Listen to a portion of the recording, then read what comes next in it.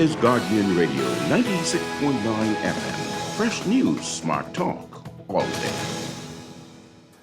The views and opinions of the hosts and guests are their own and do not necessarily reflect the position of the management and staff of Guardian Network. Boy, you know what going down tomorrow? Nobody, what happening? Joe bringing these knives to school. He could do Junior in. For what? Boy, he fooled with Joe girl. Mother sick. And you know, Junior don't bark down for nothing. So that means you got a big fight tomorrow. So whose side you on? Side? I trying to stay in school, not Simpson Pen. We gotta tell somebody about this fight. Tell somebody. I ain't no snitch. I mean cool, you know. Boy, if you so cool, then you need to stay in school and stay out of the fight. Yeah, but if I don't hang on Joe's side, him and these boys coming for me next. All right, so we definitely gotta tell somebody. We gotta prevent the fight. What I say, I don't want nobody call me snitch. We could just call Crime Stoppers. You could report what you know, and nobody gotta know it's you. So how did I boy? All you gotta do is call them, or you text them through the Crack Crime Bahamas app, and nobody can know it's you. Then the police come looking for me for more info, and when they finish with them, Joe them coming looking for me? When you call Crime Stoppers, the calls go directly to them, and they don't ask nothing about you. Then you can get the pen from them, and you can claim a reward later using that same pen. Plus, everything's scrambled, so nobody can read what you're saying. Call 328-8477 from Nassau or 242-300-8477 from the Family Islands. This is Guardian Radio 96.9 FM, Nassau, Bahamas.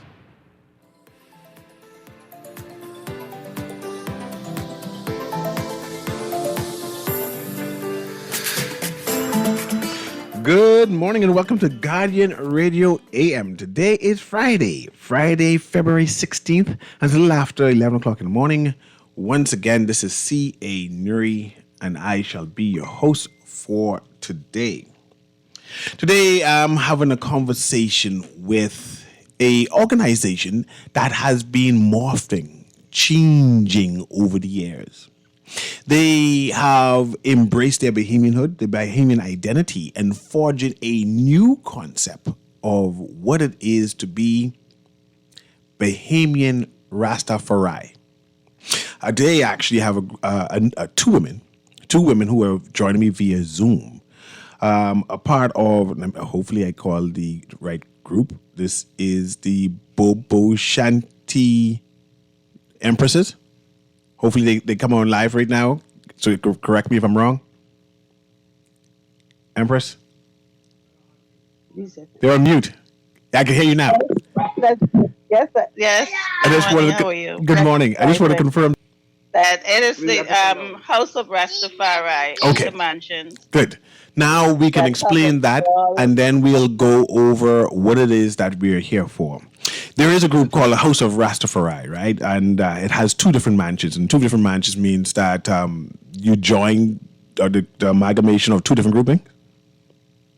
No, there's all mansions. All mansions come under that. It's not just Bobo Shanti and Nyabingi. There's also Non-Alliance. There's 12 tribes. There are many different parts of that comes under one umbrella. And we're here, all of the go ahead. Located in Bahamas. And all those different mansions is in the Bahamas at this present time. Some of them are. Okay. Yeah, Good. some of them are. And this is a international group or just a local group? This is local. Okay, so I just want to get established what it is that what's happening now. This is the House of Rastafari, and you're saying that there are several groups that are a part of it that are local, like a local chapter, correct? Yeah, okay. Underneath one, it's just underneath one umbrella. Underneath one. And you have Nyabingi. Those are two different mansions, but we're under them. We won't just be under those two mansions, but everyone collectively comes in under one umbrella. Good. But before we get there, I am Empress Marilyn, and I have it with me here is Empress Ronnie today. And you use the term Empress. What exactly does Empress mean? Empress is just the honorable title that one received through the great works. And the title kind of came from Empress Menen, whom we are celebrating now, who we consider the mother of the Ethiopian nation. And so from her crowning, she was crowned November 2nd, 1930, along with Emperor Haile Selassie.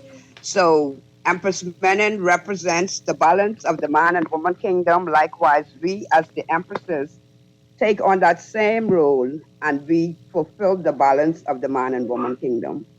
So the day I wanted to commemorate or celebrate womanhood in the Rastafari community, right? And you mentioned that you're the host of Rastafari, which is a united group of different mansions, and we have two representatives here. And you mentioned the Empress Menenin. I hope I pronounced that right. Forgive me for that. Okay, thanks. And you are celebrating her. Can you give me some narrative on who she is exactly? Well, Empress Menin, like I say, is the wife of Haile Selassie. She's been crowned Empress during the celebration of the coronation. And we celebrate her because of her progress and her in nation building. So she was also a Christian, honoring mothers, honoring Ethiopian Orthodox Church, honoring just the life and upliftment of us as a people. Empress Menin did school for girls. She was advisory, His Imperial Majesty promoting women issues. She was the Ethiopian patroness of the Ethiopian Red Cross. So it's just, us as women wanting to walk in that honorable footstep of the Mother of Creation, and Africa being the continent to which all DNA leads now, because on this road for like 40, maybe 40, between 40 and 42 years. It was a hard road to trod, but because of the knowledge and the increase in knowledge of who Empress Menin is, I know, and we all know as empresses, that we have to take a stand and stand right now for the man and woman kingdom. Usually, Bahamians were told that Rastafari do not embrace Babylon, right? And I'm leading to a particular celebration that you're all having, right? Where you invited everybody to attend and participate. And I'm seeing that the trot of Rastafari is changing, where you are more engaging. And I want to know what is happening in the community to cause this. Well, Rastafari people were always engaging. So what we're doing here is nothing new, because we were not a set of people that, was hidden. We were always there in the light. But what we're doing, because we're celebrating Empress Menin, we're also inviting all empresses in the diaspora. And when we say that, we're talking about persons who are freely to recognize themselves as an African. Okay, so it's not that we're thinking of it as some would express it to be, and Babylon is not just the people, it's the thought of somebody. So it doesn't have to be, Rastas alone saying that, the other people are Babylonians.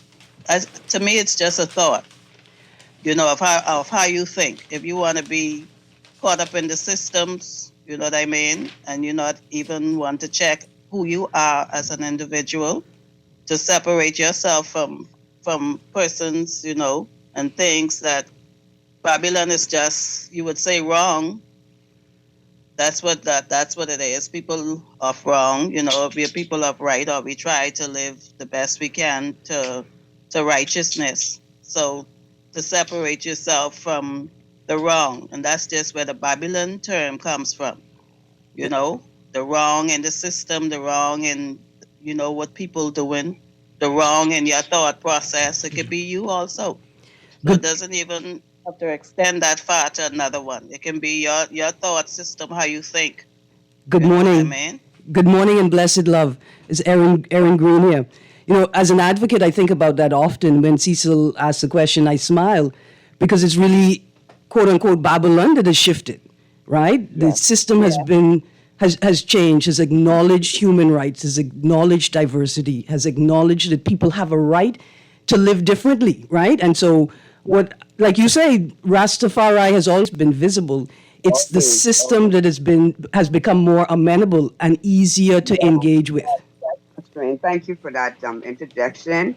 And because of that, too, it has now given us an opportunity to open up ourselves even more. So it's not that we didn't want to open up to the public. It's just that because the rejection was so great and so strong. But over the years, there's been a tremendous blessing upon Rastafari people in the Bahamas. And so we, the women in the diaspora now, we would like to do some things towards opening up ourselves to the public. So what we're doing on this occasion is April 7th, we're going to have an African fashion show. Veronica Ellis, is one of the designers who is going to present African garments, African clothing. So it's going to be clothing for men, women, and children. So anybody who is interested, those who have their children who want to now take their children out of the traditional garments and try to get them now to learn the African culture and what it means to us. Because I'm 67 years old, which means that I came from that colonial area. So like I tell people, if I was able to sing the song, God Save Our Gracious Queen, hell yeah, I was Majesty and Haile Selassie.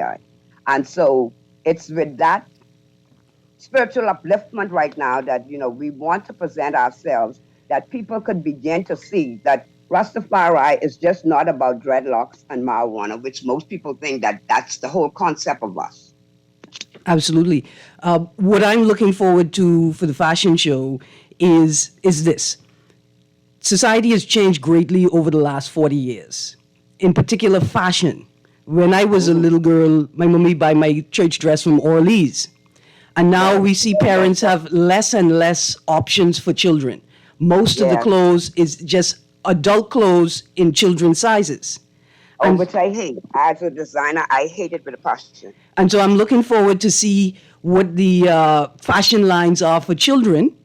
And yes, ma'am. How Rastafarian communities navigate this society overwhelmed with cultural imperialism, where people are just buying whatever comes in from the north. People are just buying whatever fashion says is the it thing. When really parents need more choice for suitable clothing for their children. Their children, suitable clothing. You said the right word, and I'm very proud of that word, suitable clothing for their children, because I became very upset when I saw children being put into adult garment, the very same garment that is an adult style garment, the children are wearing it. All of that has destroyed us as a society, as a people. So we want to take it back to roots and culture. So in April 7th, which will it be all Rastafarian designers? Is there more than one? So far, we're still in the building process, but so far we have two of them. And anyone who's interested, and that's why we're open, of displaying their pieces, they can do that also. So there's a number they can people can contact you, and they can be included inside this fashion show. Yes, definitely. Even as persons wanting to walk a garment. So if there are one or two designers who would like to participate, we're open to it. And if anybody, models who would like to participate and showcase garments, we'll be open to it. Absolutely. And what type of sizes are you going to be modeling? Are there like all petite or just different size garments type thing? Why are you leaving me out, Mr. Newry? You going to have size Andres? I just want to tell him he can send in his size so he can get his garment made. Mr. Nuri, if you want to be there, Aaron, if you want to be there, y'all can send me some sizes and I'll see how best I can accommodate you guys and pray that you be a part of us. And blessings. When you say fashion show, will it be all women clothing or is it men and women all Man, woman, and children. Man, woman, and children. We come to bring the balance, man. The balance. Yeah. The man, woman, and let's talk about cultural imperialism just for a second. We're quick to participate in the Christmas pajamas trend, right? Mommy, daddy, children have on matching pajamas. Well, let's do it Bahamian style and let's do it Rasta style. Bring the family out. Come find your matching outfit for Easter, your matching outfit for Independence, for the family portrait. Let's do it with our own culture. Yes, definitely. ma'am. Just piggybacking on that, is there such a thing as a Bahamian Rasta? Or is just Rastafarianism in general? Well, we are Bahamians in this diaspora as Rastafarians, yes. And, Yes. and when we talk about fashion, are these daishikis or these are like concept from Africa that you have the two fashion designers have interpreted? They're all together. If one's want to wear a daishiki, they can wear a daishiki. If one's want to get a evening gown, one's want to get whatever. Plus remember that. Plus remember now with the passage of time, like Miss Green has said, a lot has changed, and so even African styles and fashion have changed. So you will be seeing fashionable garments as well. What type of material are we using? These are what they call African material prints, or are you using general prints and just African theme? African, it's African attire is for the event. But if let's say if you're a person from Nigeria and you want to come in what the Nigerians wear, if you want to come from Ghana, if you want to come from Ethiopia, it's Africa and the whole continent. It's about the garments coming from wherever you want to come from with it, but it has to be from Africa. So, as you know, we have a large diaspora here inside the Bahamas, African diaspora, right? And if persons from Nigeria who are listening now say, "Man, I want to be a part of this African fashion show," so what number can they contact you with and say, "Hey, I bring in my garment"? Okay, Empress Ronnie, you want to leave your number? Okay, I'm Empress Ronnie. I'm one of the designers, and my number is 242-801-1811. Do that again one time. Again, please. 801-1811. Empress Ronnie. Because as you say, Africa is trending. African clothing is trending, right? Yeah. And I know there are a number of people who say, "Man, I want an African outfit, an official dress, long sleeve shirt," or who are saying that you can come to your fashion show and see that and be able to get in contact with people there to say, "Hey, I want to purchase that one." Listen to me. Send me a size so I can make sure you purchase in that one. It sounds like a plan. It sounds like a plan because I have a number of daishikis. You can ask Aaron. I have at least for 25, and I'm always looking for a new design, a new color, new print that I can take advantage of. Yes. But let's talk about where it's going to be. Go ahead. It's going to be at the castle on West Ridge. Yeah. That is heading to, like, if you're heading to the airport. So the place that looks like a castle on the airport road.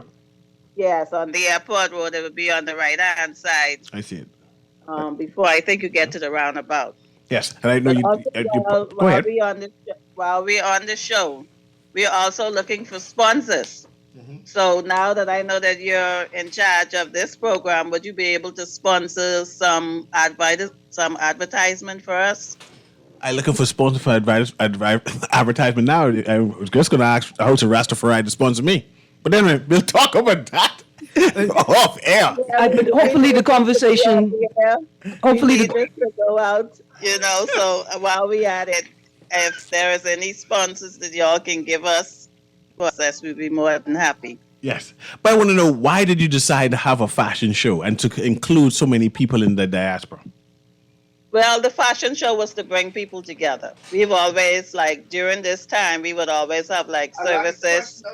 We'll have in-house celebrations. So we just wanted to take it out to, the communities and let them know what we're all about and who Empress Menen really is, because a lot of people never really heard about her. They've heard a lot about Emperor Haile Selassie I. So now we as Empresses, we said we wanted to do something different. So what we will do is include the whole diaspora of Africans to come together, so that we can, just give this information and put Empress Menen forward, because for a long time women have been kept in the back, of everything you do. Even in Christianity, the women had to, be in the back. We as Empresses, we're supposed to be the balance. Yes. We're supposed to be on the side, never in the back of nobody or no one on the top of us. That's something that I firmly have believed in, all, from I know myself and able to make choices. So now, so make sure they It's know. also the tea Tea party. party. It's a fashion show tea party, actually. So we Nice. will have teas, we'll have pastries and bush teas, natural teas. Like soursop leaf tea and lime leaf tea and thyme teas, Spanish thyme tea. Grass, Hot teas, cold teas. whatever you Ice desire. We have a few amount of flavor teas. So it's gonna be just awesome. And what we need also for you to do is to promote. Speak about it to other persons. We're gonna have the flyers and the How do we tickets. get it The live? flyer and the tickets coming out. They're in the process of being made, and within the next week they should be out there. So if we can leave a flyer at your business establishment, it would be good. And if you want to take some tickets also, that would be good. Let's talk tickets and price. How much is a ticket? The tickets is only, believe it or not, the tickets are only $30. That's lovely. A fashion show and a tea party.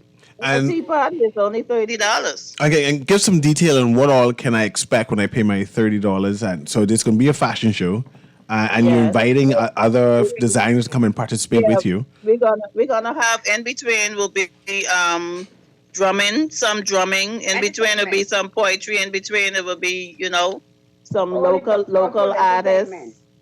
So in between, you're not just gonna be sitting and eating pastries. Absolutely. And let's see if we could find someone who can tell us about the teas that we're drinking as well and the other Yes, beneficial properties of the teas.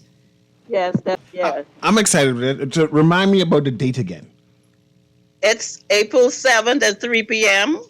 West Ridge, the castle at West Ridge.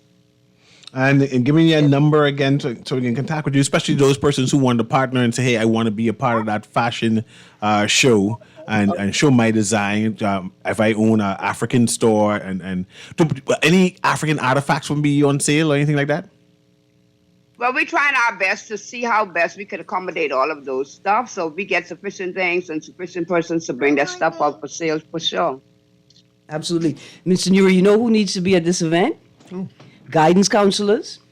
Like if you are a CYM, a Christian Youth Minister, if you run one of those organizations, you should come out to this event. And I tell you why. Because parents often come to them and with queries and questions and concerns like, listen, my child is dressing above her age. Like even when I buy what I think is child appropriate clothing, somehow she make it another way and she just seem a resource officer, right? A resource person could say to a parent, listen, have you checked out the House of Rastafari? Have you seen some of the fashion that's coming out of their community? Check it out and see if you're with your child wearing this type of clothing. A lot of clothing from the States is associated with gang culture, right? T-shirts and logos and go on, ma'am. Green, Yes, sir. Yes, ma'am. Miss Green, you know what is so exciting about what you're saying here now? We didn't even mention it, but we are having some of the students from Catherine who is also going to be modeling some of the outfits. Oh, so nice. definitely that's a plus for the younger generation. Yeah, man, absolutely. It gives them an opportunity. Like I have a young cousin right now named Isaac Poitier.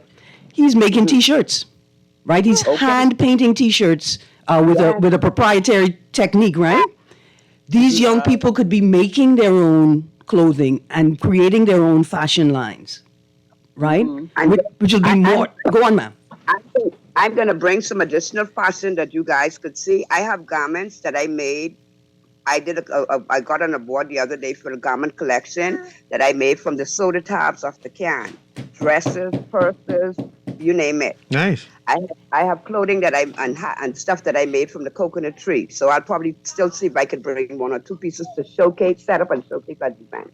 So how is the support so far in terms of the various empresses throughout the various mansions? Have they reached out to you, say, man, we eager?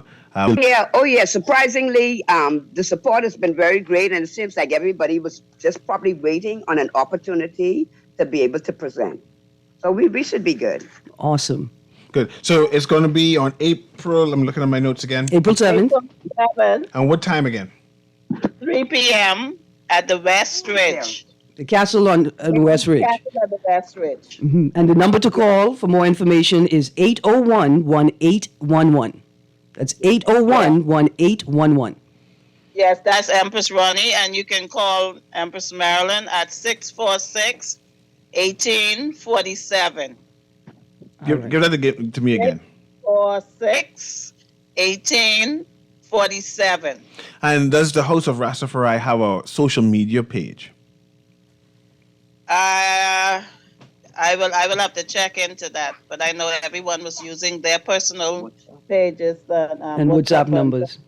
Okay. Yeah. Good. No, I enjoy that. I enjoy this, right? So this is going to be April 7th. 3 p.m. 3 p.m. The castle on the West Ridge. Okay, yes, pardon me. Yes, the House of Rastafari do have it. I'm getting a text in now. I would ask for Jasmine to send the information. The link, before yes. Okay. Yeah.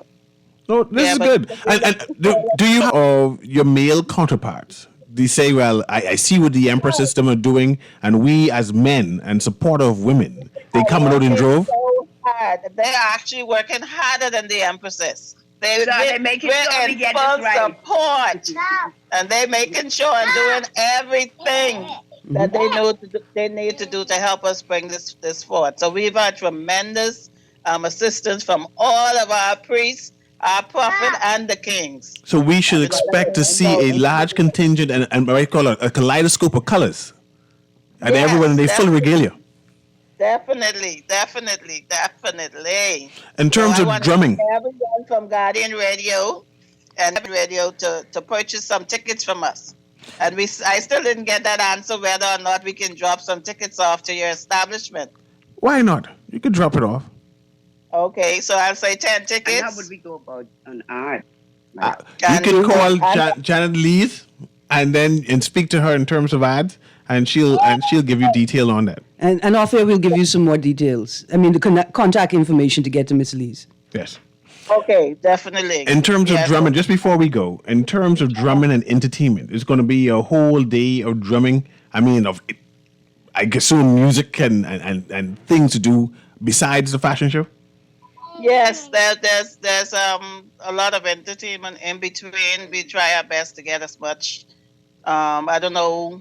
Even like we say, the probably- outside public who's interested in participating with culturally something, even if it's just a poetry, just a reading, just even some additional knowledge, we open so they can once they contact us, we'll send them in. So poets can contact you also, and you can slate them into your activity.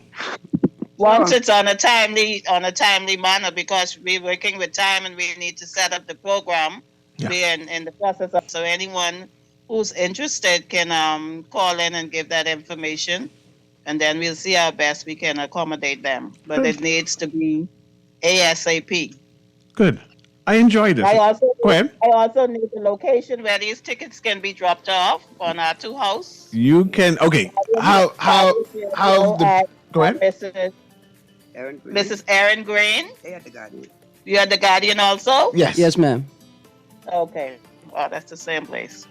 So Yes. you can just Or call have me. Copeland Smith reach out to me, and we'll work from there. Okay, good stuff. Good. So Aaron, tell me what would you prefer? A button-down shirt or just that cheeky top? Oh, boy. Dashiki top. Down shirts, and I could make a nice one of them. Nice. Oh, wow. Dashiki top. The cheeky top, okay, Yes. fine. Good. And Mrs. Green, Mrs. Green, she would take a button-down shirt. take a button down shirt. Okay. Good. Okay. And thank you very much for joining us, Empresses. This has been Guardian Radio AM with CA Newry. Do you want to say any last words before we go? Let me see. I see something came in from Ras Copeland. Well, Okay, it's House of Rastafari. we just want to say again that Wait, let me it's just move open this. to the public. Let me just give them the Facebook it's the house page? on Facebook. Right. It's It's, House of Rastafari 242. Host of Rastafari 242. And go ahead. Yeah, House of Rastafari 242. And the email account is House of Rastafari Bahamas @gmail.com. Good. So we'll do that. Anyway, we're going to take a quick break, and thank you very much for joining us, okay? Thank Okay, you. and we're I'm looking looking for forward you to see to all be there, there. Bahamas. Yes. Along with guests, along with friends, along with family. Yes. Okay? Absolutely. Absolutely. Send me the And sizes give too. thanks. Give Absolutely, I thanks, will give do. thanks. We have the contact numbers. Again, you can reach out to the House of Rastafari Bahamas representatives for the House of Rastafari Fashion Show at 801-1811. That's Empress Ronnie, or 646-1847, and that's Empress Marilyn. Okay. Yes. We'll be right That's back. the fun. Give thanks. Give thanks. Blessings. Yes, that's it.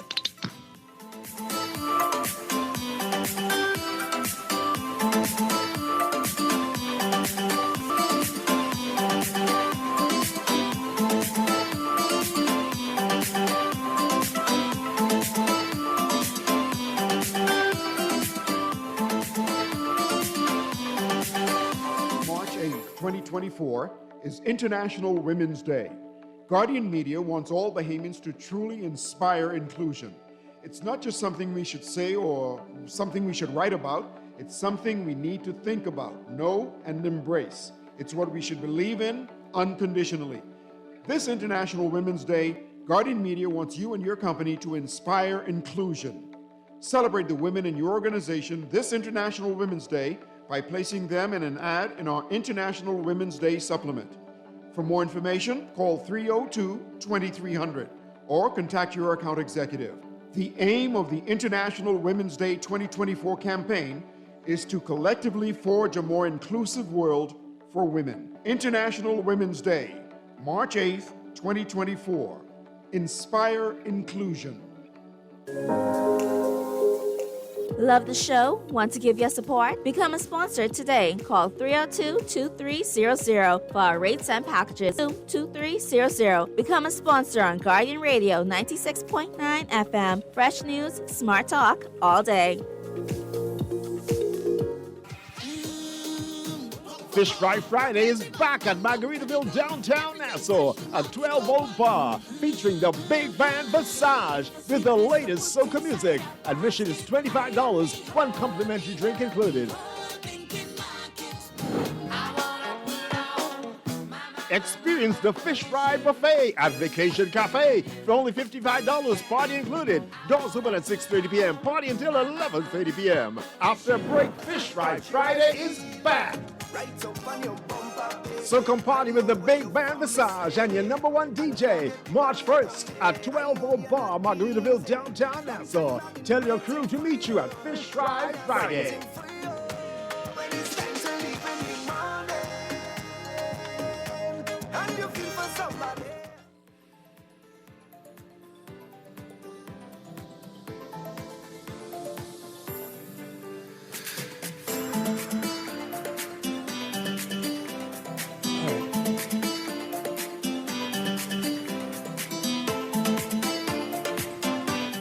And welcome back to Guardian Radio AM with C.A. Newry, and I'm continue to be your host. Aaron Green is with me. We just finished speaking to the host of Rastafari, and they have an event in April 7th. That's during the Easter holiday time I think at 3 p.m. I think that's a Thursday, and they're inviting the entire public to come and take advantage of some teas and some pastries. Also, whilst they have their fashion show, they have a number of entertainment there at the same time with poetry, drumming, and songs and singing like that. So that sounds like a fun event. And it's fashion not just for women, but fashion for women, men, and children. Yes. And of course, a number of us are into daishikis and African print and African designers, right? And they are inviting the other designers to come and participate. Say, hey, come and be a part of it. And some people don't want to get caught up in the trend of global north fashion, right? We have very limited choices. It's what's in season this year. It's hard to find things, a wide variety of things in stores. And so this gives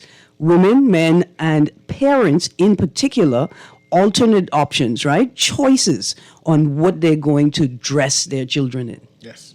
Right now, I'd like to congratulate, who I'm congratulating? Buddy Hill. He has been appointed yet another ambassador we have for the Bahamas, Ambassador at Large Buddy Hill. And congratulations. We have about 12 ambassadors at large by now.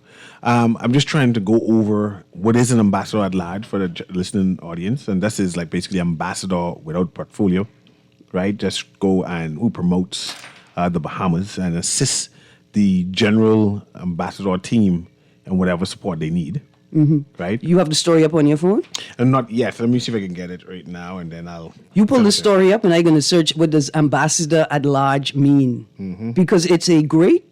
We say congratulations, buddy. You haven't done anything that would discredit you from being an official ambassador to Bahamas. But the question is, what is an ambassador at large, and what is expected? Right? What should we expect from you? In your role or function as ambassador at large. And what Google tells me is it's an ambassador with special duties not appointed to a particular country. And so then the next question is, well, where can we find the listing, right? Where can we find a detailing of what and this is a paid gig. Is? I mean, I'm not saying that it shouldn't be a paid gig, right? If he gets an official title, then he needs the benefits of the ambassador or whatever benefits that is. But I'm not sure, because I'm feeling like we give these titles to people who don't need the financial support to fulfill the function. I think Rick Fox is an ambassador at large also. I think the Fireman Brown, what the Fireman Brown? Chris, the Fireman Brown is a ambassador at large also. All these are sports ambassadors that we pay, and they have the benefits of the benefits and title of ambassadors, right? But mind you, Buddy Hield has been representing the Bahamas for a while. He heralds the Bahamas in general, right? But does he need an official title? Does it add to his prestige, or he could have done that just being a basketball star and say, man, I promote the Bahamas because I love the Bahamas? Or is this a part of our response to our media tour, right? Media tour, yeah. Will we read from the article? Yeah, read from the article. All right, here we go. The article I'm reading from Eyewitness News. Buddy Hield appointed ambassador at large for the Bahamas. The office of the Prime Minister has announced his appointment as ambassador at large.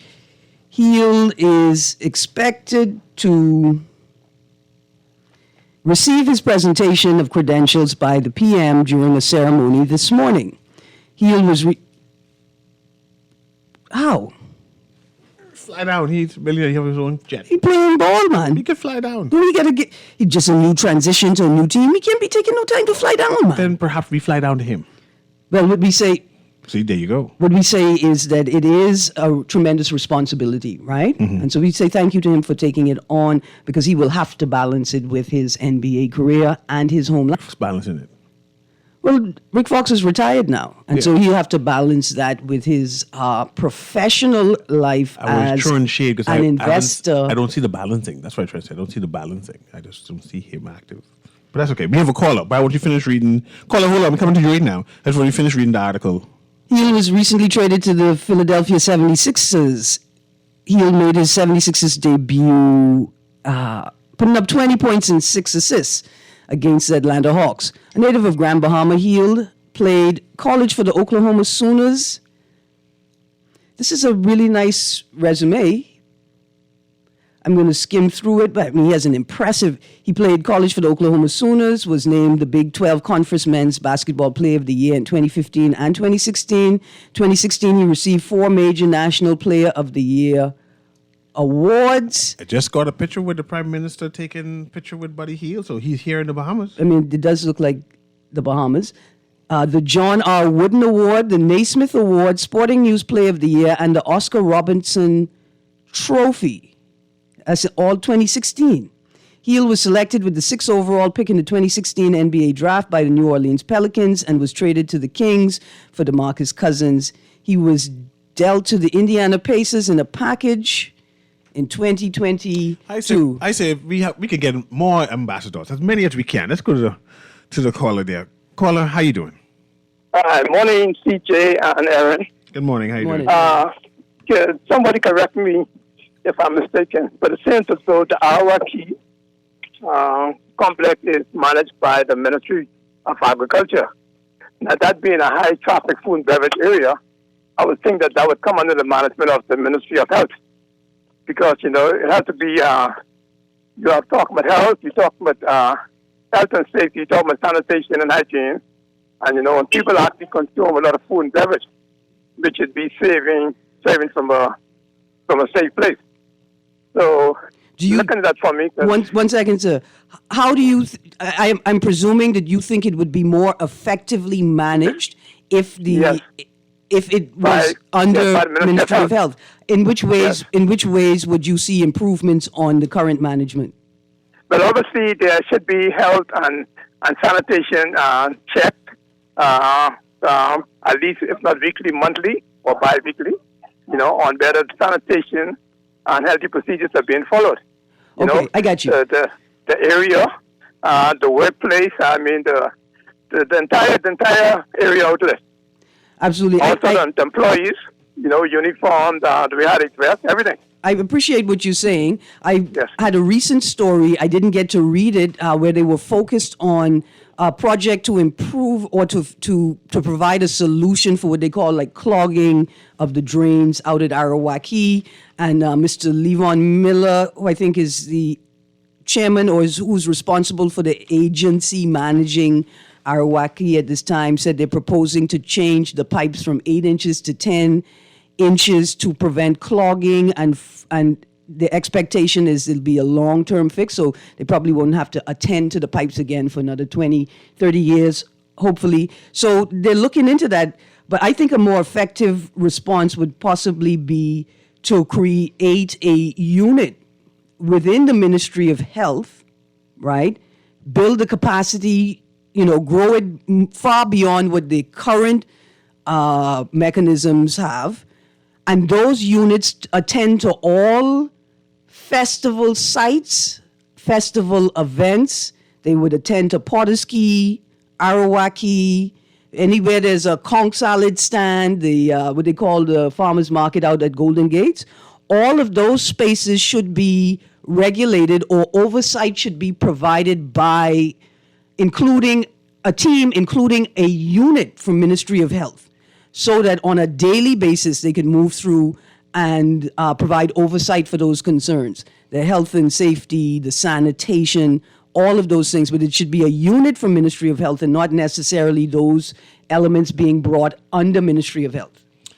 Also, we have another announcement, another appointment, a new permanent secretary, Ellison Greenslade. And Ellison Greenslade was his former Commissioner of Police, and wasn't he the former High Commission in England for United Kingdom? Yes, he is, right? Let's see what it says.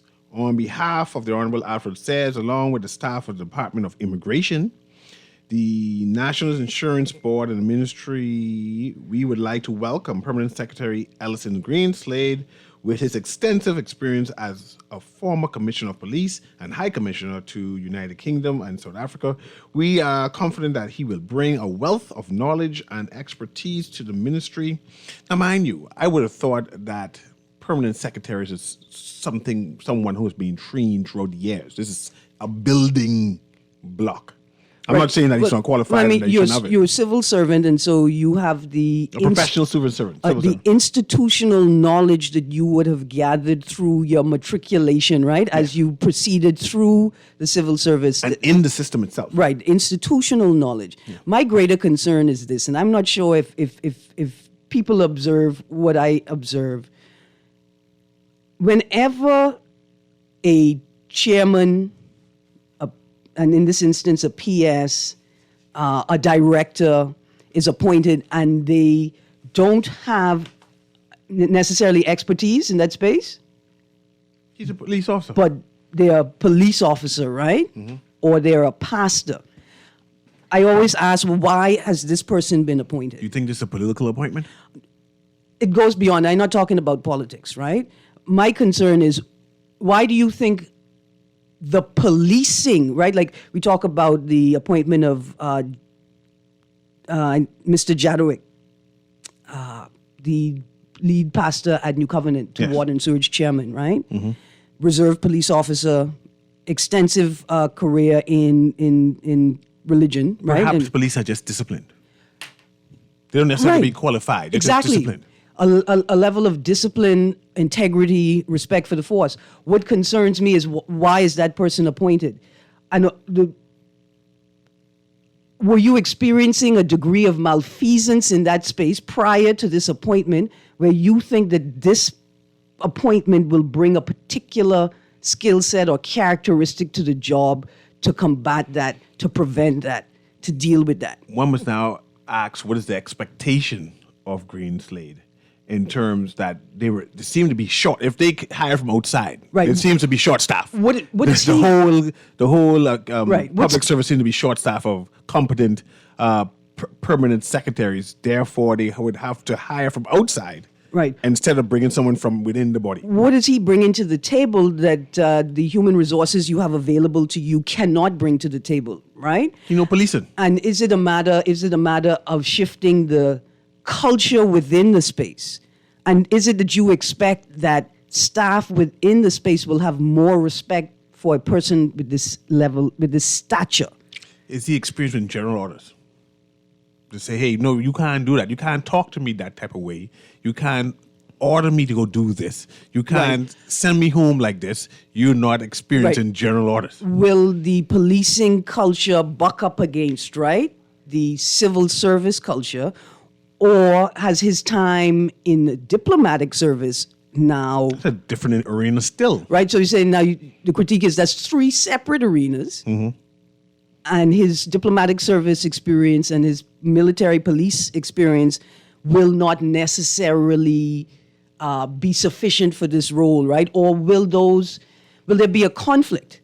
Or is this a new norm that we can expect more permanent secretaries, the career ones, to be replaced by former police officers, military type men, disciplined men, women, to be filled these roles because they bring a particular type of energy, particular type of experience that the current human resources cannot be or has not been providing. Right, and are we strategizing? Right, do we have a ethos, a platform, anything for our appointments? Because what's raised for me in today's Guardian, when I look at the story, ankle bracelet firm given 30 days to improve service, and I've read a bit of it. What I thought about is most security companies are owned and operated by former police officers, retired police officers, right? And does this represent a conflict of interest? Does it represent a conflict of interest in the provision of this particular service? And is anybody in the government having these types of critical conversations, interrogations? Let's go to the phone line there, producer. Is it appropriate to question the competency of the new permanent secretary, or that's just bad manner? No, of course it's proper. It's required. And we're hoping, what we would have hoped for is an actual statement detailing why this particular choice, why someone who was in the military service and in the diplomatic service is now being brought in at the tail end of the public service. Yes. Let's go to the caller there. Go ahead, caller. Can you hear me? Hey, good morning, Sue. Good morning, Aaron. Aaron. Morning. Are you really serious? Are you hoping to get answers? No, I didn't say I was hoping to get answers. I just saying that these are the questions that we should be asking. You know how long the opposition was looking for answer? Hey, are you seriously? No. I'm more serious than the opposition, though. These government, they can do what they can do, what they could do, and that's it. They answer to nobody. You and I know that. They come tell you one thing when they're looking for your vote. When they get in there, they are what they call sacrosanct. They are infallible. They answer to nobody. But my question is, what is the role of the chairman anyhow? I thought the chairman was just like an honorary thing like that. I thought all of the policies and everything was done by the minister. What is the role of the chairman? Because it seems like the chairman has more power than the minister. Well, I think think about it. A chairman has been appointed, which vests the authority in a certain degree of authority in the chairman. The minister sets the policy that the chairman operates within, right? So if the minister sets policy, then the chairman is just to so-called oversee the policy. But apparently, looking at what's going on now, it seems like, what's taking place in the news, it seems like the former chairman had more power than the minister, because the minister didn't even know contracts was supposed to come to him to get it, the minister's approval was being signed. Well, let's be careful when we're talking about matters before the court. But I appreciate the point you're making. There seems to be some miscommunication. What's happening in that space? And how is it expected to be managed, right? Is there a blueprint? Is there a public blueprint for the role of the chairman? These are things that the public need to know, Right. And we could never get the answers to it. So we could engage in more informed and reasonable, rational conversations as opposed to speculating all the time. You see, the only thing we can speculate, only thing we can go by former precedents that was set and what also by others. But from all my recollection, because when this certain person didn't get appointed at a particular position, he was mad. He was mad. Everybody else got the appointment, and he didn't get his own, and he was stark staring mad. Look where you go. But Thanks very much. I go on. Okay. Absolutely. Mr. Just to close it out, in today's Guardian, top fold, front page, 4 months on, no answer to question on envoys appointed by government. More than 5 months after opposition leader Pintard placed on the agenda the House of Assembly a question regarding the number of envoys the Davis administration has appointed and the amount being paid to them, the government has failed thus far to provide an answer. After Pintard read the question aloud during question time in the House of Assembly on Wednesday, Nassau Village MP Jamal Strawn, parliamentary secretary. Boy, there you go. You have to pick up that story.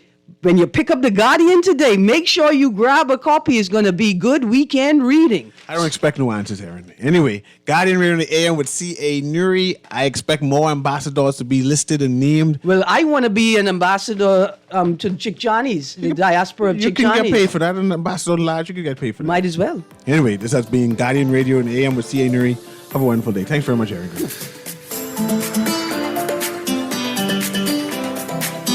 This is Guardian Radio 96.9 FM, Nassau, Bahamas.